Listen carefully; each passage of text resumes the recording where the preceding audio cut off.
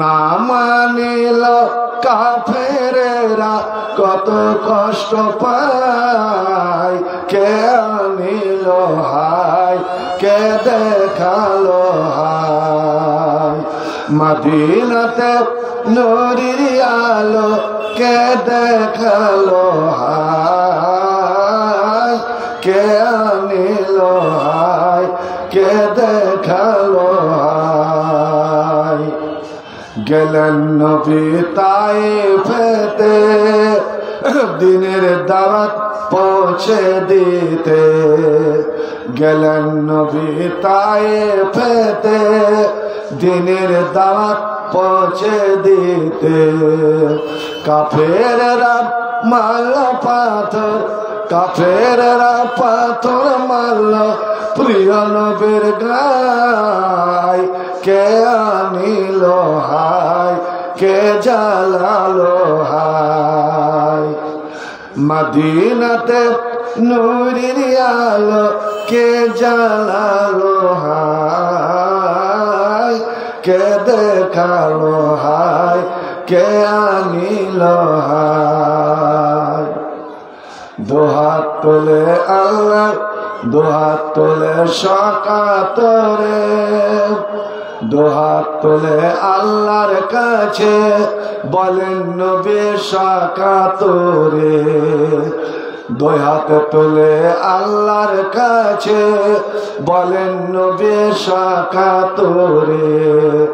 বান্দা তোমার ওয়াবুজ মাওলা, বান্দা তোমার ওয়াবুজ মাওলা, ক্ষমা করো তাই না মানিল হায়, কে দেখালো হায়। মদিনাতে নূরের আলো কে জ্বালালো হায়, কে দেখালো হায়, কে জ্বালালো হায়। সাল্লাল্লাহু আলাইহি ওয়াসাল্লাম। শ্রদ্ধেয় সভাপতি, এগুলো খুব অভ্যাস খারাপ লাগে। হারানো জিনিসের এলান মসজিদে করতে হয় না। কেউ যদি বাইরে হারা জিনিস মসজিদে এলান করে তো নবী বলছে ওকে বদদুয়া দাও, বদদুয়া কাউকে দিতে হয় না। কিন্তু মসজিদ যে লা রাদ্দা আল্লাহ আলাইকা, আল্লাহ যেন তোকে ফিরিয়ে না দেয়। বলেন তো জালসা শুনতে আসছে, ওই ছেলেটা নিশ্চয় মায়ের বা বাপের সঙ্গে এসছে। মা বাবা কেমন যে ছেলে হারিয়ে যায়। একটা ছেলে হারিয়ে গেছে, কেউ পেলে আপনার স্টেজে রেখে যাবে বা স্টেজে আছে। মুরগি তার বাচ্চাকে খুঁজে নাই, বাচ্চা যদি একটা বেউল হয়ে যায় তো মাও আওয়াজ করে, বাচ্চাও আওয়াজ করে, এইভাবে খুঁজে নাই। আমরা তো মানুষ, বাচ্চা আছে স্টেজে, আপনার বাচ্চা আপনি নিয়ে যান। শ্রদ্ধেয় সভাপতি, উলামায়ে কেরাম, মাশায়েখ এজাম, পাক মজলিসে সমাবেত সকল মুসলিম সমাজ, সবার আনাচে কানাচে পর্দার আড়ালে বসে থাকা আমার মা ও বোনেরা, সকলের প্রতি রইল আন্তরিক সালাম, শুভেচ্ছা, অভিনন্দন ও আন্তরিক ভালোবাসা। শ্রদ্ধেয় ভাই সকল, সিরাতুন নবী, নবী করিম সাল্লাল্লাহু আলাইহি সাল্লামের সিরাতে মুবারাকা, পবিত্র জীবনাবলী এতটাই দীর্ঘ, যেমন কোরআনের ব্যাখ্যা বিশ্লেষণ করে আজ পর্যন্ত কেউ শেষ করতে পারেনি, আর কিয়ামত পর্যন্ত পারবে না। কোরআনের গভীরতায় কেউ পৌঁছতে পারেনি এবং পারবে না। কোরআন এমনই একটা কুলহীন সমুদ্র, যার নাই কুল নাই কিনারা। বাহরুন আমিক লা ইউদরাকু কারহু, এমনই আথা সমুদ্র এমনই গভীর সমুদ্র যার গভীরতা পর্যন্ত কেউ পৌঁছতে পারেনি। ওয়ালা সাহিলু ইউবলাগু ইলাই, আর এমনই কুল কিনারাহীন সমুদ্র যার এপার থেকে ওপার কেউ যে নৌকা নিয়ে বাঁশ দিয়ে সরাসরি পাড়ি দিবে এটাও সম্ভব নয়। কোরআন এমনই একটা কিতাব, আর কোরআনটাই হচ্ছে আমার নবীর পূর্ণটা জীবন।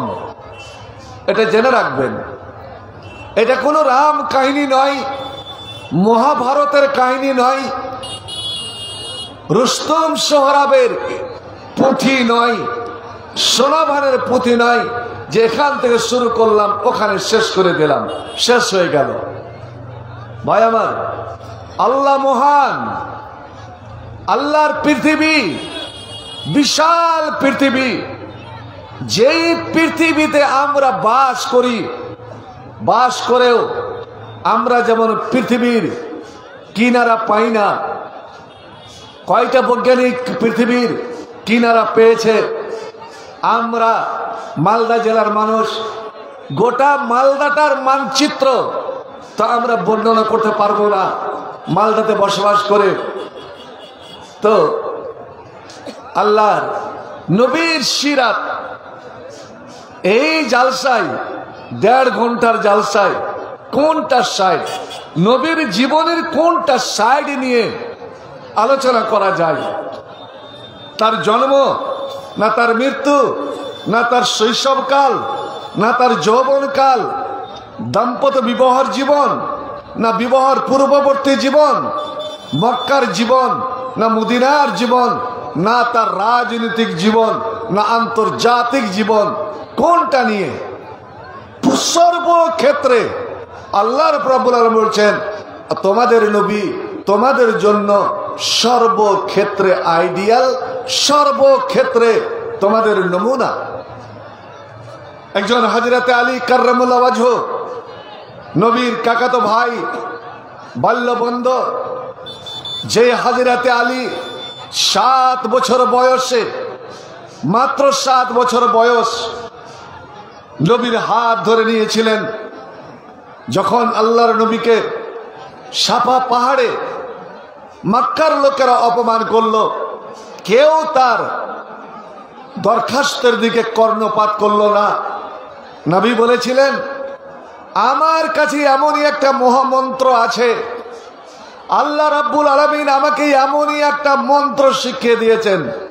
এ আমার জনমণ্ডলী, এ আমার বংশের লোকেরা, এ মক্কাবাসী, তোমরা যদি ওই মন্ত্রটা অন্তর থেকে আমার সঙ্গে তোমরা যদি পড়ো, তোমরা যদি মেনে নাও, তো তামলিকুনাল আরাবা ওয়াল আজামা, তোমরা আরবের, তোমরা অনারবের, সারা বিশ্বের সর্দার হবে তোমরা।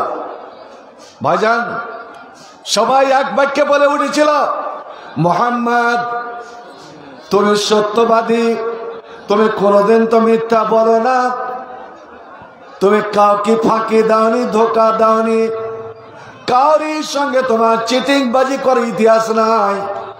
এই জন্য তো আমরা তোমাকে সত্যবাদী বলে ডাকি, আর সাদেক বলে ডাকি, আল আমিন বলে ডাকি, বিশ্বস্ত বলে ডাকি। আর যেটা তুমি আমাদের সামনে বলবে, তুমি ব্যক্তি হিসাবে কোন একটা মানুষের সামনে যদি মিথ্যা না বলো, আজ তোমার সমস্ত বংশধরকে ডেকে তুমি মিথ্যা বলবে না।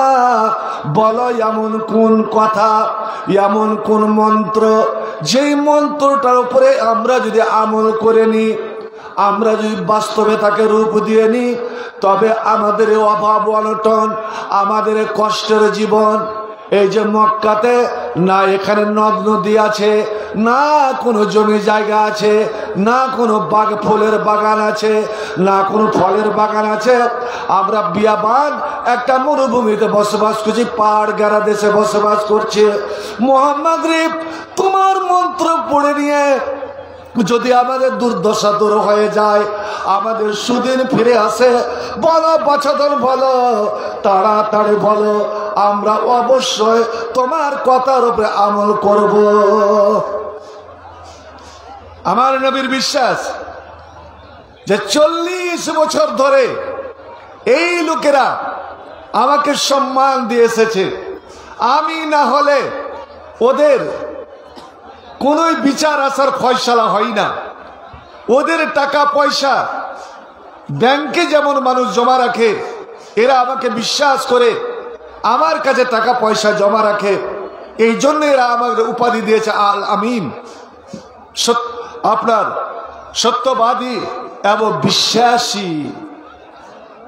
এবার আমার নবী তাদেরকে সম্বন্ধ করে বলছেন, আমি আছি পাহাড়ে, তোমরা আছো নিচে। তোমরা পাহাড়ের এই পার্শ্বটা কি দেখতে পাচ্ছ? উল্টো সাইড বলছেন না। আর আমি যেমন সামনটা দেখছি, আমি পিছনটা দেখতে পাচ্ছি, তা তো সত্য।